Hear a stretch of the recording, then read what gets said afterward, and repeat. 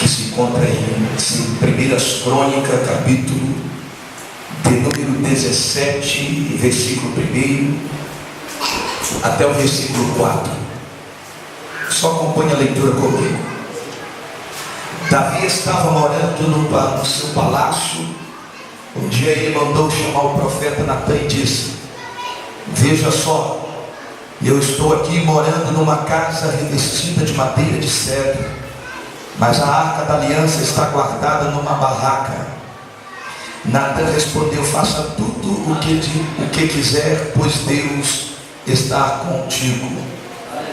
Mas naquela noite o Senhor disse ao profeta Natã: vá e diga ao meu servo Davi que eu mandei dizer o seguinte: você não é a pessoa que vai construir o templo em que eu vou morar. Versículo 11, apenas o versículo 11. Quando você morrer, diga comigo, quando você morrer e for sepultado ao lado dos seus pais, eu o colocarei. Diga, eu colocarei um dos seus filhos como rei, e tornarei forte o seu reino. Amém? Em 5 minutinhos eu quero poder falar o que Deus colocou no meu coração. Todos nós sabemos o processo de Israel, da saída do Egito até a terra que manava leite e mel. Israel foi sempre Israel foi uma nação perseguida, porque a Bíblia diz que Israel é menina dos olhos de Deus. Os olhos de Deus estão sobre Israel, é a noiva do Cordeiro. Deus é apaixonado por essa nação, Deus ama essa nação. E sempre o desejo de Deus era de gerar nessa nação um espírito de excelência. O desejo de Deus era que Israel se tornasse uma nação de excelência, de adoração, glorificação da presença de Deus. E o texto de 1 Crônicas, capítulo 17, fala que Davi, ele foi um dos homens que o Senhor Deus escolheu para ser homem segundo o seu coração. E Davi reinou um período de 40 anos na nação de Israel. A Bíblia diz que Deus, por meio de Davi, Deus deu vitória a Davi, Deus honrou Davi. Davi foi o homem mais honrado de toda a história. Davi teve vitórias que o Senhor Deus disse: vai, porque eu já estou te dando vitória. Deus tirou Davi de trás da manhada, porque Deus não queria Davi que passasse a vida toda apacentando ovelha. Deus tinha um propósito maior para Davi. Mas a Bíblia diz que quando Deus levanta Davi para sentar no reino de Israel, o Senhor Deus começou a dar uma sabedoria tremenda a Davi.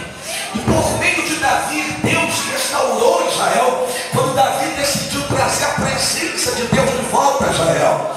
A presença de Deus entrou dentro de Jerusalém. E a Bíblia diz que Davi bailava, Davi adorava.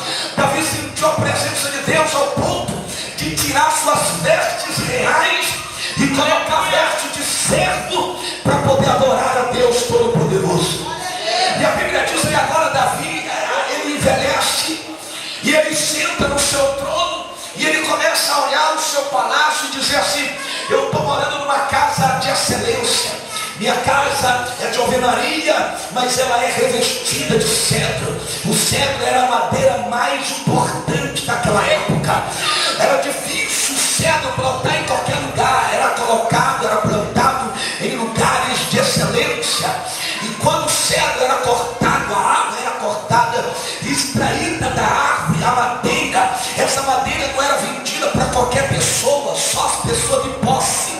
Só homens que tinham posse poderia comprar, porque era caro essa madeira. E a Bíblia diz que Davi olha para sua casa e diz: eu moro numa casa revestida de cedro, eu moro numa casa linda, numa casa bonita, e Deus está habitando em um barraco.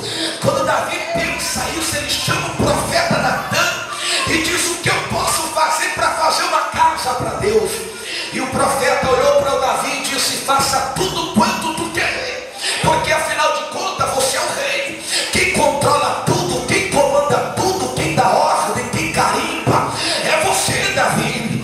Mas a Bíblia diz que naquela mesma noite o profeta Natã estava em oração, quando Deus dá revelação ao profeta, dizendo: levanta-te e vai ao encontro de Davi. e diz a ele que ele não vai construir casa nenhuma para mim.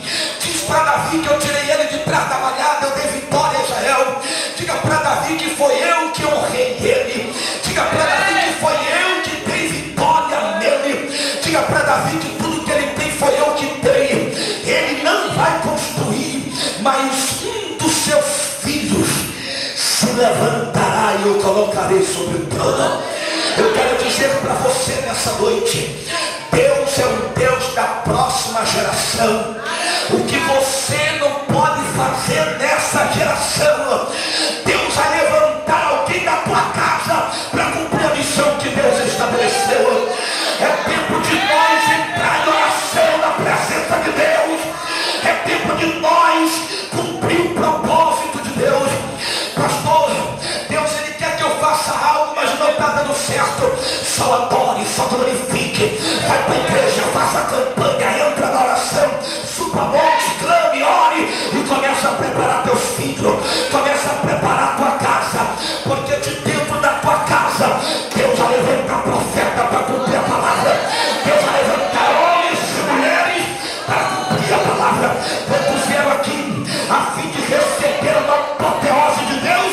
Levante a tua mão, abre a tua boca e dê um prato de glória para Deus essa noite. Aleluia. Que Deus abençoe sua vida. As palmas bem fortes. Deus abençoe, pastor. Essa aqui palavra.